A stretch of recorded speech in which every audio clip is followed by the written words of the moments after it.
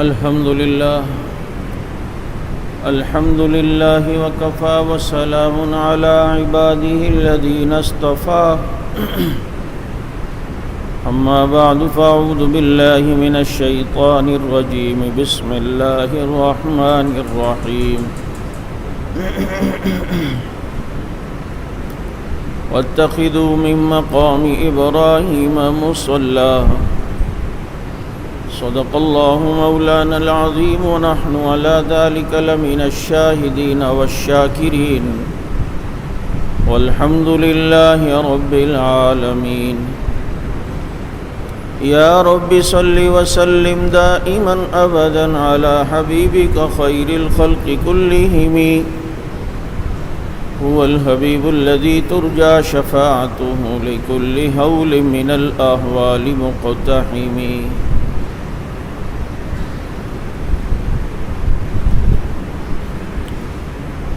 زینت کے خزانے کو الماس کہتے ہیں، لگے طلب پانی کی اسے پیاس کہتے ہیں، یوں تو سب کی پیاس بجھاتا ہے دریا،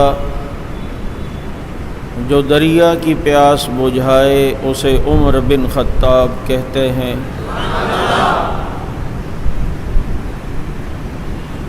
مجھ میں اور تیرے دشمن میں یہ فرق ہے اے عمر، میں تیرے نام پہ مرتا ہوں وہ تیرے نام سے مرتا ہے۔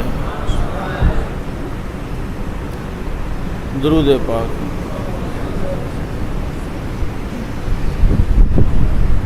واجب الاحترام محرم الحرام کی آمد ہے، اور یکم محرم الحرام اس عظیم شخصیت کا یوم شہادت ہے کہ جسے یہ سعادت حاصل ہے کہ خود امام الانبیاء نے اللہ سے اسے مانگا۔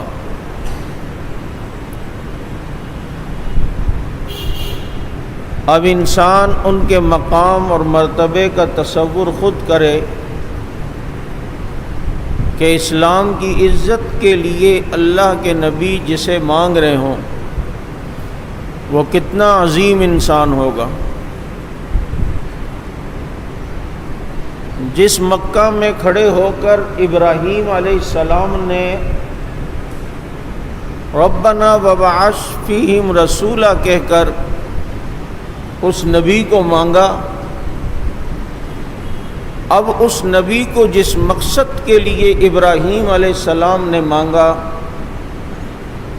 اس نبی کے مقصد آنے کے اس مقصد کو پورا کرنے کے لیے نبی کے ساتھیوں کی ضرورت تھی،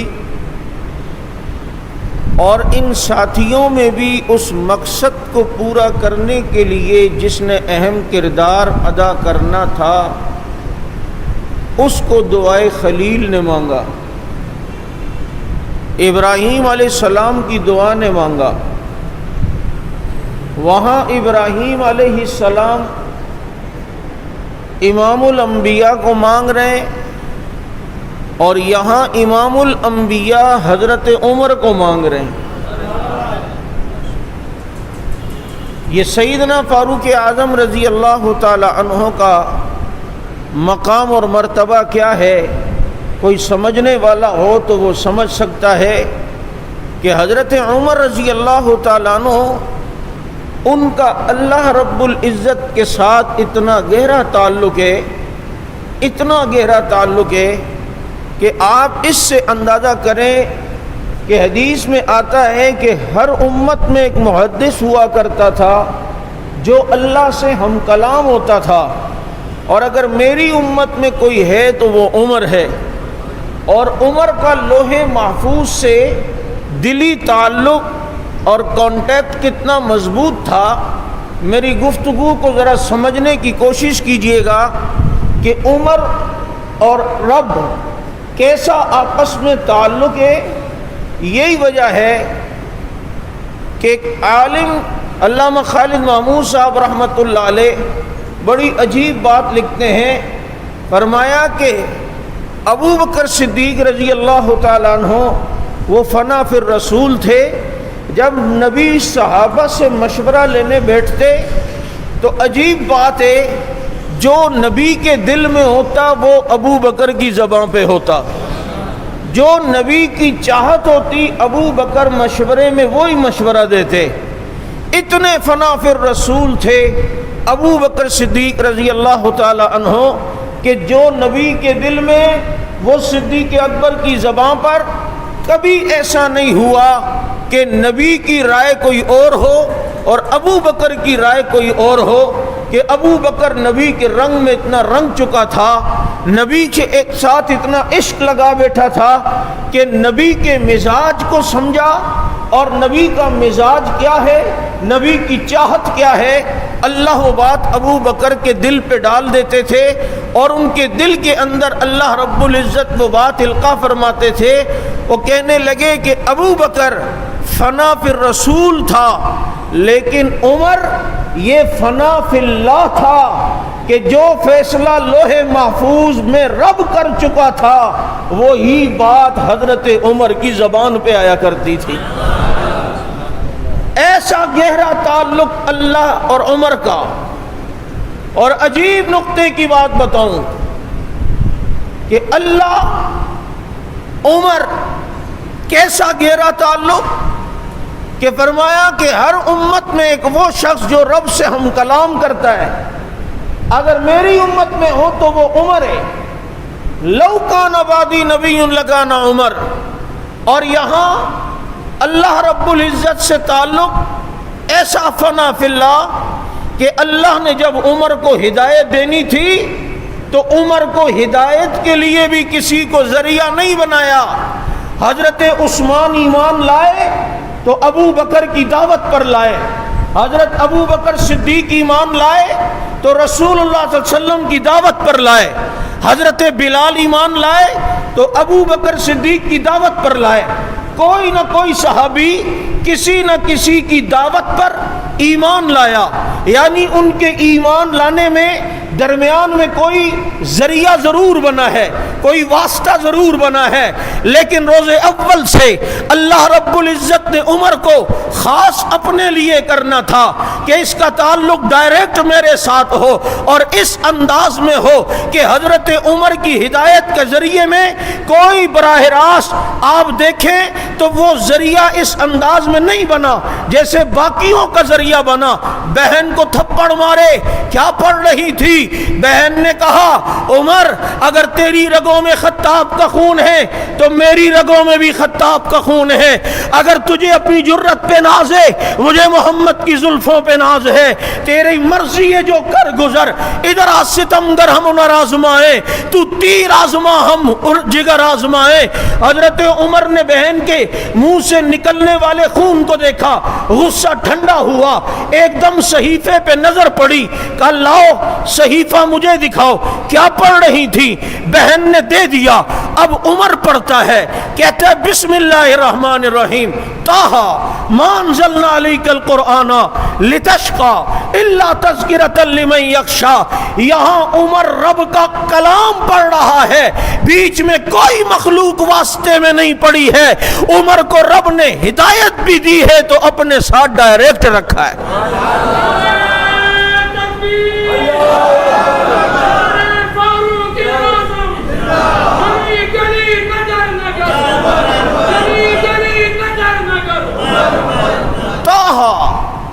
ما انزلنا علیک القرآن لتشقیٰ الا تذکرۃ لمن یخشیٰ. پڑھتے جا رہے ہیں، دل میں ہدایت کا نور بھرتا جا رہا ہے. کہا لے چلو مجھے بھی اپنے نبی کے پاس، اور جا کر اسلام قبول کرتے ہیں. اور صرف اسلام قبول نہیں کرتے بلکہ کلمہ پڑھ کے اٹھنے لگے. پوچھ لیا آقا نے عمر کہاں اتنی جلدی؟ کہا مکے کے چوک پہ اپنے اسلام کا اعلان نہ کروں؟ کہا یہ قوم بہت ظالم ہے، یہ تشدد کرے گی، مارے گی. عمر نے کہا میں نے سنا تھا آپ نے مجھے اسلام کی ترقی کے لیے مانگا ہے، مجھے بتایا گیا ہے اب میرے اسلام لانے کے بعد بھی عبادت چھپ کے ہو، کلمہ چھپ کے ہو، میرے اسلام لانے کا پھر فائدہ کیا؟ ان بے ایمانوں کے بیچ میں پڑوں گا، اور آج مکہ کی وادی اشہد ان لا الہ الا اللہ واشہد ان محمد الرسول اللہ سے گونجتی ہے، تو فاروق اعظم کے ایمان لانے والے دن پر اور عمر پر اعتراض کرنے والوں، سوال تم سے یہ ہے کہ میرا نبی جس دن بیت اللہ میں صحابہ کے ساتھ جمع ہو کر اللہ کی عبادت کرنے کے لیے آئے ہیں، بتاؤ وہ کون سا دن تھا کہ جب پیغمبر اپنے یاروں کے ساتھ بیت اللہ میں آئے؟ اگر تمہارے اندر کوئی انصاف ہے اور اگر تم انسان ہو اور انسانیت تمہارے اندر ہے تو تمہیں اس بات کا اعتراف کرنا پڑے گا کہ نبی بیت اللہ میں اگر اپنے یاروں کے ساتھ آئے ہیں تو دن وہ تھا جس دن عمر اسلام لے کر آیا ہے۔ ایسا گہرا تعلق اللہ سے، یہی وجہ ہے 27 سے زیادہ مقامات ایسے جو عمر کے دل میں ہوتا تھا وہ قرآن بن کے آ جاتا تھا۔ یار یہ معمولی بات ہے؟ قرآن! میں نے عمر کے دشمن سے پوچھا قرآن کو کیوں نہیں مانتے؟ اندر اندر سے جواب دیتا ہے مانتے اس لیے نہیں ہے کہ اس میں تو کئی آیتیں وہ ہیں جو عمر کے دل کی مراد رب نے پوری کی ہے، جو اس کی زبان پر وہ اللہ کے قرآن پر، جو اس کے دل پر وہ لوح محفوظ پر۔ ایسا گہرا تعلق، ایسا فنا فی اللہ، اور ایسا شخص کہ جس کا قلبی تعلق ایسا لوح محفوظ سے جڑا کہ اس کی زبان سے جو نکلے اللہ اسے قرآن کا حصہ بنائے۔ طواف کر رہے ہیں نبی، مقام ابراہیم کو حضرت عمر نے دیکھا کہ اللہ کے نبی اگر مقام ابراہیم پر نماز ہو جائے کتنا اچھا ہوگا۔ فرمایا عمر اللہ کہے گا تو ہوگا نا، میں اپنی طرف سے تو شریعت نہیں بناتا، میں اپنی طرف سے تو دین نہیں بناتا، اللہ کہے گا تو پھر۔ عمر نے مشورہ دیا، رب نے قرآن بھیج دیا، وَاتَّخِذُوا مِن مَّقَامِ إِبْرَاهِيمَ مُصَلًّى، مقام ابراہیم کو نماز کی جگہ بناؤ۔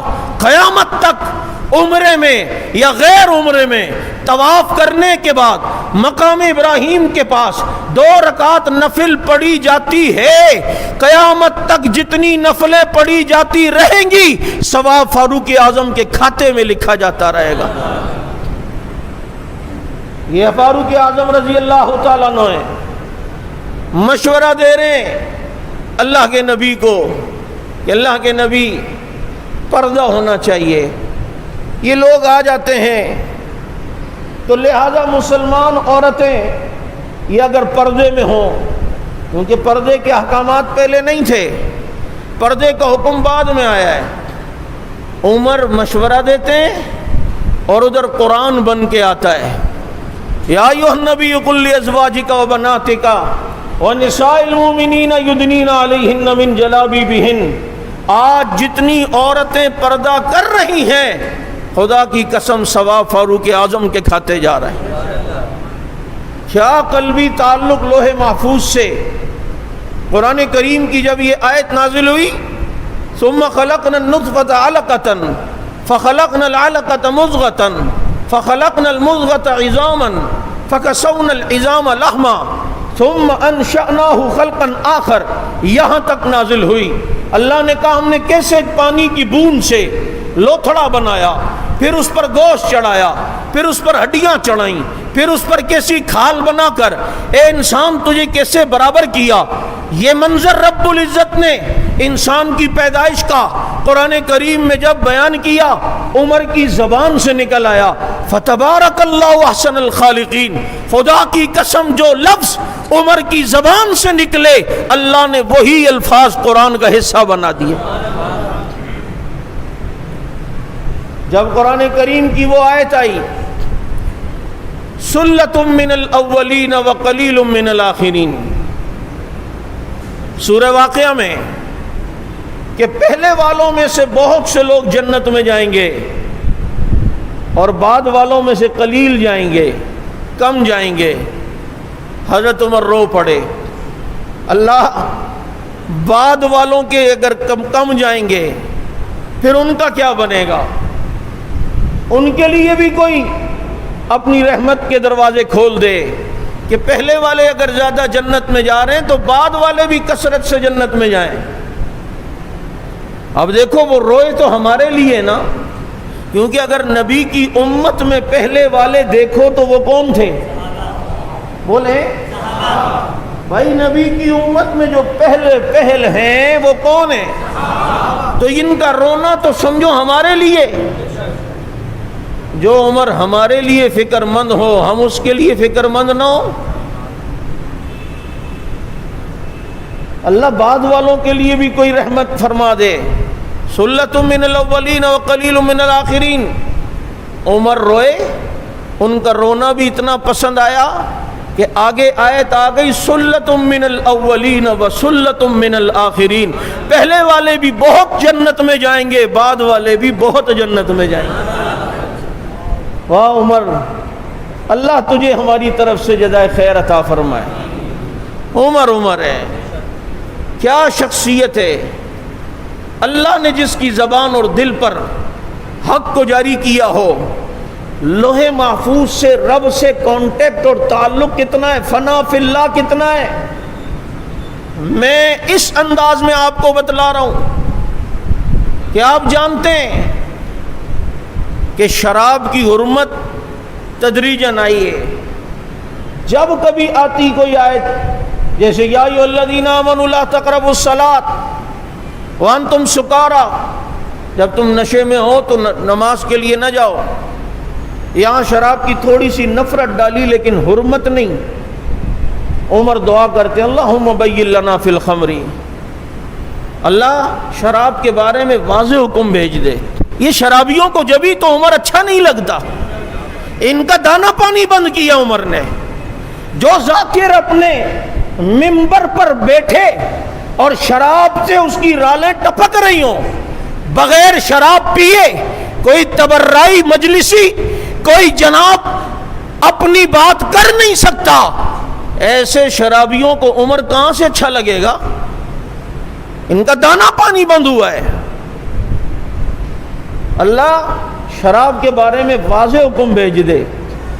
عمر کی دعا ہوئی، رب نے قرآن بھیج دیا انما الخمر والمیسر والانصاب رجس من عمل الشیطان، یہ گندی چیز ہے، شیطان کا عمل ہے۔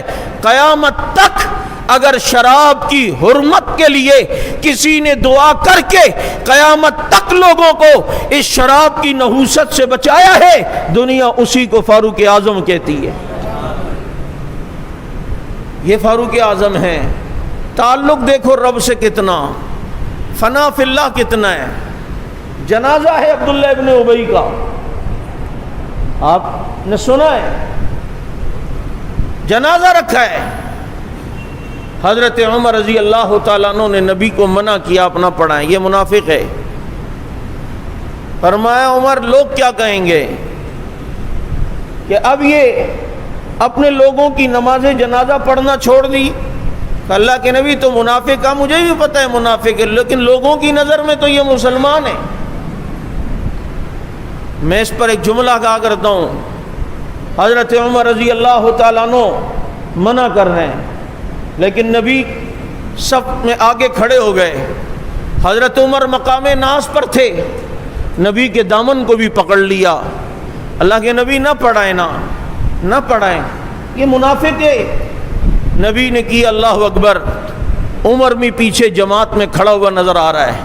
یہ نہیں کہ باہر نکل گئے کہ بھائی مجھے تو پتہ ہے یہ منافق ہے، نبی اگر نہیں پڑھا، نبی پڑھا رہے تو ٹھیک ہے، لیکن میں تو نہیں پڑھتا، مجھے پتہ ہے یہ منافق ہے، مجھے پتہ ہے یہ ایسا ہے۔ نہیں، تکبیر نبی نے کی، پیچھے صف میں جماعت میں کھڑے ہو کر عمر نے بتایا اگر قیادت سے رائے کا اختلاف ہو بھی جائے، ہونا جماعت میں ہی ہے، جماعت سے باہر نہیں جانا۔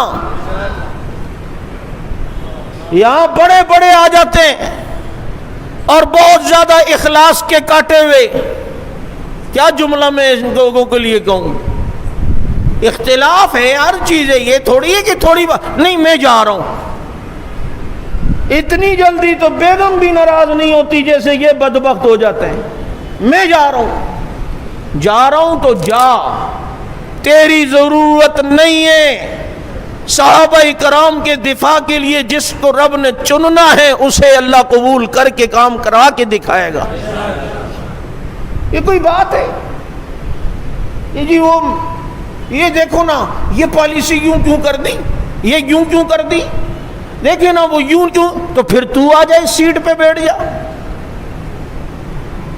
تو زمین پہ بیٹھ کر حقائق دیکھ رہا ہوتا ہے، قیادت چھت کے اوپر کھڑے ہو کے دیکھ رہی ہوتی ہے۔ ٹھیک ہے، اختلاف ہر ایک کا حق ہے، لیکن اختلاف میں اس جماعت میں اور دائرہ کار میں رہنا حضرت عمر نے اپنے عمل سے بتایا ہے۔ سامنے جس کا جنازہ ہے وہ منافق ہے، نبی بھی جانتے ہیں منافق ہے، اور ابھی تک منافقین کی نماز جنازہ پڑھنے نہ پڑھنے کے بارے میں کوئی حکم نہیں آیا تھا، اس لیے نبی نے پڑھا لی۔ اب پڑھا لی، اب مسئلہ یہ ہے کہ یہ آیت جو بعد میں آئی تھی کہ منافق کا جنازہ نہیں پڑھانا ہے، یہ آیت پہلے بھی آ سکتی تھی، لیکن نہیں۔ اب چونکہ نبی مصلی پر آ گئے تھے، عمر پیچھے منع کر رہے تھے، اب اللہ رب العزت نے یہاں اپنے محبوب کی بات رکھنی تھی، اپنے محبوب کی لاج رکھنی تھی۔ کیوں؟ یہاں بات محبوب کی ہے، تو چنانچہ کا محبوب چلو بھی تو پڑھ لو، تاکہ کوئی یہ نہ کہہ دے دیکھو جی عمر کی لاج یہاں ہو گئی اور عمر کی بات ہو گئی، لیکن اب جناب عمر نے منع کیا تو نبی پیچھے آ گئے، ایک دفعہ آگے ہو گئے پھر پیچھے آنا نبی کے لیے یہ بات ٹھیک نہیں تھی۔ اس لیے وہاں تک تو اللہ نے دے دیا کہ پڑھ لو، پڑھا لی نبی نے اور نماز ہو گئی، لیکن جب ہو گئی رب العزت نے قرآن بھیج دیا، وَلَا تُصَلِّ عَلَىٰ أَحَدٍ مِّنْهُمْ مَاتَ أَبَدًا وَلَا تَقُمْ عَلَىٰ قَبْرِهِ۔ اے نبی آئندہ کسی منافق کی نماز جنازہ آپ نے نہیں پڑھنی ہے، نہ ان بدبختوں کی قبر کے اوپر کھڑے ہو کر دعا کرنی ہے۔ ان تستغفر لهم 70 مرہ فلن یغفر اللہ لهم، ان کے لیے آپ نے بھی 70 مرتبہ وہی دعا مانگی، اللہ ان کے لیے توبہ قبول نہیں کرے گا۔ ادھر فاروق اعظم مشورہ دے رہے ہیں اور ادھر رب کا قرآن نازل ہو رہا ہے۔ یہ منافقین کو، یہ ان کو عمر اس لیے اچھا نہیں لگتا کہ ان کو پتہ ہے ان کے باپ کی نماز جنازہ پڑھنے سے عمر نے منع کیا تھا، منع کیا تھا عمر نے، تو ان کو تکلیف ہو گئی۔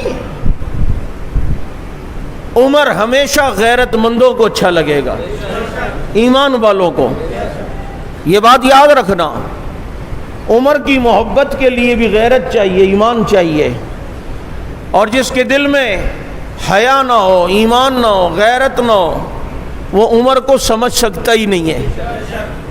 یہاں مشورے دے رہے ہیں اور وہاں سے رب کا قرآن آ رہا ہے، واہ عمر تیرے کیا کہنے ہیں، بدر کے قیدی پکڑے گئے، سب سے نبی نے مشورہ لیا کیا کرنا ہے، سب نے کہا بھی پہلی جنگ ہے، مال کی ضرورت ہے تاکہ اسلحہ بنا سکیں، ان کو فدیہ لے کے چھوڑ دیں، جو پیسے ملیں اس سے خوب اسلحہ خریدیں کہ آئندہ جنگوں میں کام آئے۔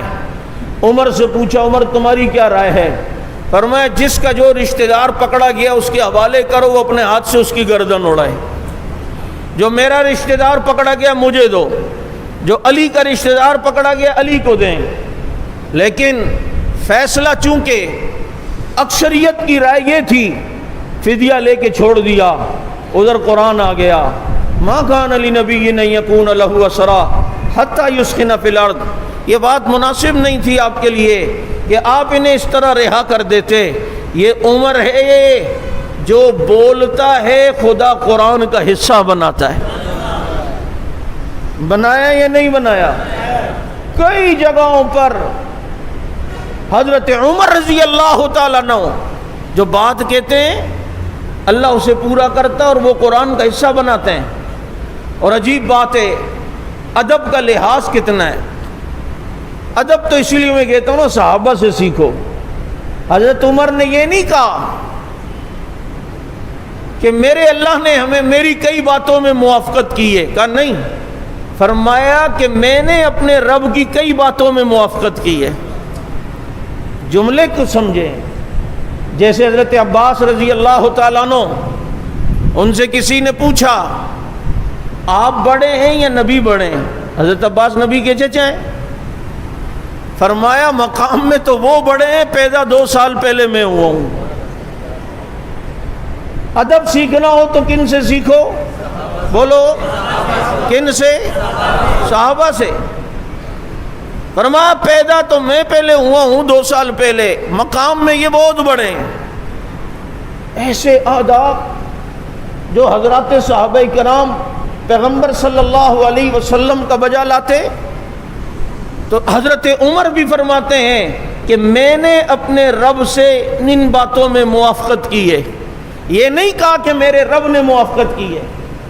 ہائے عمر تیری عظمت پہ قربان جاؤں. 27 سے زیادہ ایسے مقامات ہیں جو عمر کی زبان سے نکلتا ہے، اللہ قرآن کا حصہ بناتا ہے.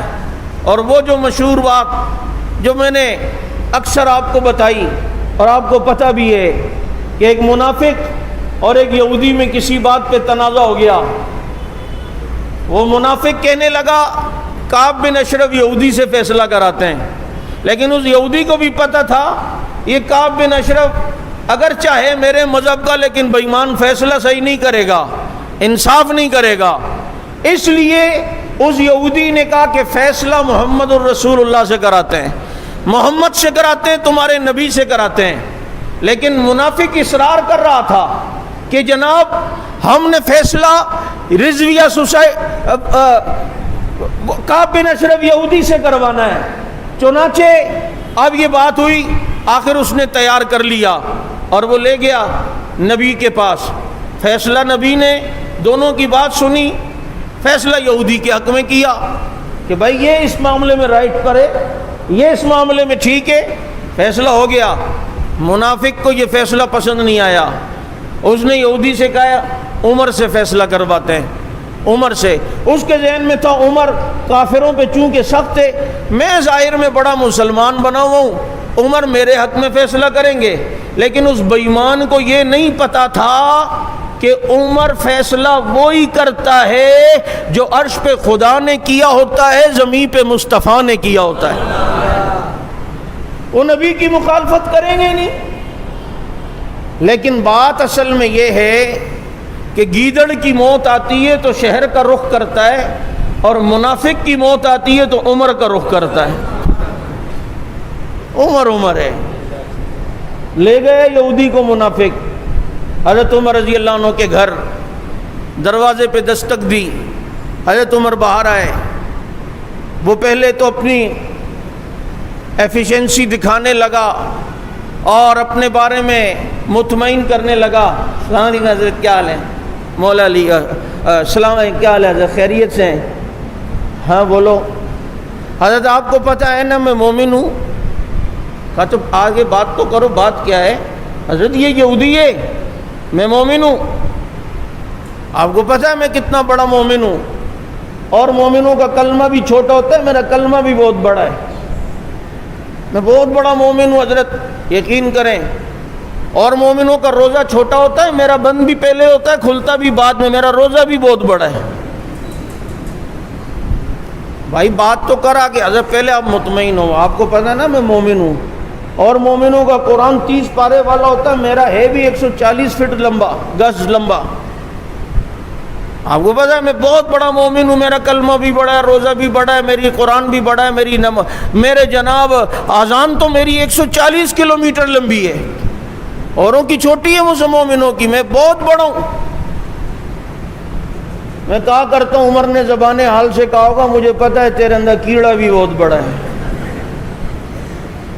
بات تو کر. اس نے کہا حضرت بات یہ ہمارے درمیان کوئی مسئلہ تھا، ایران اور اسرائیل میں کوئی مسئلہ ہو گیا ہے، تو ہم نے کہا فیصلہ آپ سے کرواتے ہیں. منافق اور یہودی اگر کبھی کسی بات پہ تنازع بھی کر لیں تو وہ ان کی لڑائی اور تنازع وہ ذاتیات پر ہوگا، عقائد پر نہیں ہوگا. عقیدے پر بولو، مذہب کے معاملے میں نہیں ہوگا. اور یہاں تو ایران اور اسرائیل کا گٹھ جوڑ تمہیں نہیں پتا، آنکھیں بند کیے ہوئے ہو، لیکن ہمارے ادارے بھی جانتے ہیں کہ ان کا گٹھ جوڑ امریکہ سے بھی ہے، ان کا گٹھ جوڑ انڈیا سے بھی ہے۔ یہ ہمارے لیے کبھی مخلص ہو ہی نہیں سکتے ایرانی، کبھی بھی نہیں۔ ہاں آپ دیکھ لو پاکستان میں کتنی دہشت گردیوں میں ایران کا براہ راست ہاتھ ملوث ہے۔ آج بھی BLA کی مکمل سپورٹ ایران کر رہا ہے۔ چابہار کی بندرگاہ پاکستان کے بارڈر میں ایران کا جو چابہار ہے بندرگاہ بنائی، پورا نظام انڈیا کے حوالے کیا، بالکل ہمارے سر پہ اس بارڈر سے بھی ایران نے انڈیا کو لا کے بٹھا دیا۔ تم آج بھی نہیں سمجھتے؟ میں لسانی معاملات میں پڑھتا نہیں ہوں، لیکن ایک ملعون فیصل رضا عابدی کا ایک ویڈیو آیا سندھی پٹھانوں کے جھگڑے کے تناظر میں۔ لسانیت نہیں ہونی چاہیے، قومیت نہیں ہونی چاہیے، لیکن اگر بات یہ کرتے ہو کہ یہاں پٹھان آئے ہوئے اور وہ کیوں رہ رہے غیر قانونی، افغان کیوں آئے ہوئے، تو تمہیں صرف پٹھان نظر آتے ہیں؟ یہاں غیر قانونی ہزارگان جو آئے ہوئے ان پر بات کیوں نہیں ہوتی؟ یہاں جو غیر قانونی لاکھوں کی تعداد میں فارسی بان آئے ان پہ بات کیوں نہیں ہوتی؟ درہ قیام سے جن لوگوں کو طالبان نے بھگایا وہ یہاں آ کر تمہارے جماعت خانوں میں رہنے لگے، یہ غیر قانونی، ان پر بات کیوں نہیں ہوتی؟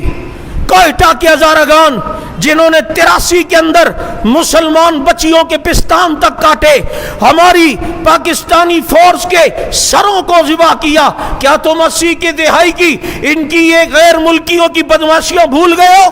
جب بات ہوتی ہے تو ایک قوم کے بارے میں پھر کیوں کرتے ہو؟ اگر غیر ملکیوں کو نکالنے کی بات کرتے ہو تو صرف ایک قوم کے بارے میں بات کیوں کرتے ہو؟ یہاں جتنے بھی پھر ہیں ہزارگان ہیں، ان کے بارے میں بات کیوں نہیں ہوتی؟ دوسرے تیسرے جو یہاں فارسی بان آئے ہیں ان کے متعلق پھر بات کیوں نہیں ہوتی؟ تمہیں صرف یہی کیوں نظر آ رہا ہے؟ اس لیے کہ انہی لوگوں نے تمہارے باپ کو افغانستان میں بھی دن میں تارے دکھائے ہیں۔ میں پہلے ہی عرض کر رہا ہوں، جتنے بھی قوم والے یہاں مسلمان رہتے ہیں پاکستان میں، سارے مسلمان ہمارے بھائی ہیں۔ سندھی و نباد میں، بلوچی و نباد میں، مہاجر و پنجابی و سرائکی و برمی و بنگالی و نہ پختون و نباد میں، پہلے اسلام ہے پھر پاکستان ہے۔ ایسا ہی ہونا چاہیے یا نہیں؟ لیکن ایک بات، وہ میڈیا پر آ کر ان کو سروں پہ چڑھایا ہوا ہے، یہ آئے ہوئے یہاں، یہ کیوں آئے ہوئے؟ تیرے باپ کا ملک ہے، تیرے سے کھاتے ہیں۔ تم نے جو اپنوں کو اتنوں کو سروں پہ بٹھایا ہوا ہے جو یہاں کے بدماشیاں کر رہے ہیں، ان غیر ملکیوں پر بات، پورا کوئٹہ ہزارگان غیر ملکیوں سے بھرا ہوا ہے۔ آج تک کسی نے میڈیا پہ بات نہیں کی کہ ان غیر ملکیوں کو نکالو۔ تمہیں صرف یہاں یہ نظر آتے ہیں۔ میرے دوستو، حضرت عمر رضی اللہ تعالیٰ عنہ، جن کے زمانے میں اس یہودی اور منافق کی آپس میں چپ کلش ہوئی، ایسی چپ کلش اگر ہوگی تو ذاتیات پر ہے، عقائد کے متعلق نہیں ہے۔ حضرت عمر رضی اللہ تعالیٰ عنہ کو اس نے کہا آپ سے فیصلہ کروانے آئے۔ حضرت عمر رضی اللہ تعالیٰ عنہ نے فرمایا اچھا سناؤ کیا بات ہے، مدعا تو رکھو۔ اس یہودی نے کہا حضرت میں یہودی تو ہوں لیکن اس جیسا بے ایمان نہیں ہوں، یہ تو میرا بھی باپ نکلا۔ اگر میں کافر ہوں تو یہ تو بدترین اور غلیظ ترین کافر نکلا۔ ہاں بھائی کیوں؟ کہا کہ ہمارا فیصلہ تو نبی نے کر دیا ہے، ہم نبی سے فیصلہ کروا کے آئے ہیں، اور یہ کہہ رہا تھا وہ فیصلہ مجھے منظور نہیں، عمر کے پاس چلو۔ حضرت عمر نے اس منافق کو دیکھا، ہاں بھائی یہ صحیح کہہ رہے، میں کہا کرتا ہوں عمر اور دیکھے۔ عمر نہیں بھی دیکھ رہا تو ان کی حالتیں خراب ہے، اور عمر جب دیکھے تو سارا خرج یا خرجو شلوار میں ہوگا یا نہیں؟ اس کی کانپیں ٹانگنے لگیں، اور ٹانگیں کانپنے کے ساتھ کانپیں ٹانگنے لگیں۔ عمر نے کہا بھائی یہ صحیح کہہ رہا ہے، کہہ رہے تھے وہ صحیح کہہ رہے، اصل میں وہ فیصلہ مجھے منظور نہیں تھا نا نبی والا، تو میں نے کہا آپ سے فیصلہ کر رہا ہوں۔ عمر نے کہا اچھا صبر۔ اندر گئے، عمر تیری تلوار کو بھی چومنے کا دل کرتا ہے، عمر تیری تلوار کو بھی چومنے کا دل کرتا ہے، یہ بھی عجیب فیصلے کرتی ہے۔ گئے آئے اور آ کر منافق کی گردن اڑا دی اور کہا جو نبی کا فیصلہ نہیں مانتا تو عمر کا پھر یہ فیصلہ ہے۔ اب وہ جتنے منافق تھے حضرت عمر سے تو ان کی لگتی نہیں تھی، انہیں موقع مل گیا، سارے جمع ہو کر نمائش چورنگی پر احتجاج کر، وہ مدینہ منورہ کے چوک پر احتجاج کرنے لگے، بدلہ، قصاص، یہ چاہیے، اور ادھر ادھر سے آوازیں آنے لگیں۔ نبی نے عمر کو بلایا، عمر یہ کیا کر دیا؟ کہ اللہ کے نبی مومن نہیں تھا، آپ کے فیصلہ نہیں مانتا تھا۔ کہا وہ تو ٹھیک ہے، دنیا کی نظر میں مومن تھا، ان کو کیا جواب دوں گا؟ اب تو قصاصاً قتل کرنا پڑے گا، بدلہ تو ہوگا، اب میں نے کیا جواب دوں؟ کہا آپ نے جواب دینا ہی نہیں ہے، جس کے لیے کیا جواب تو وہ دے گا۔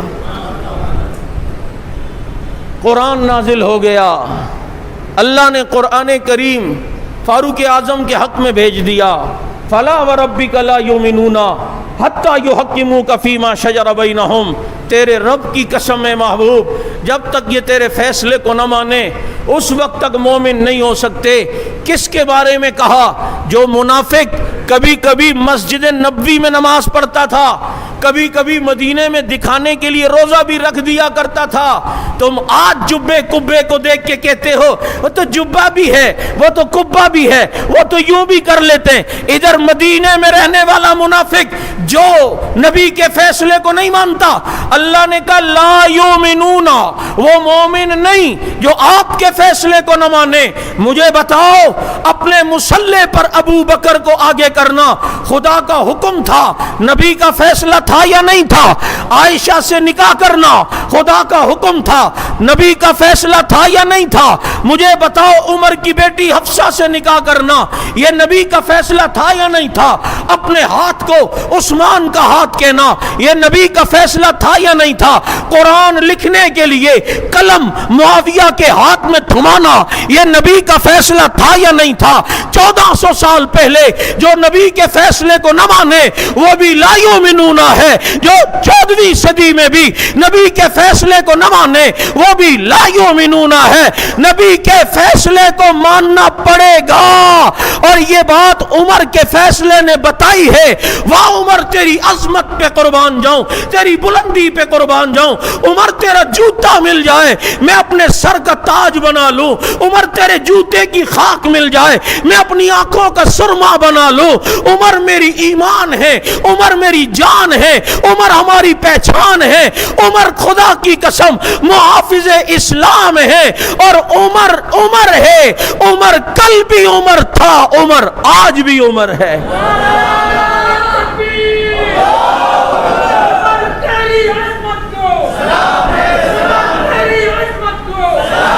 یکم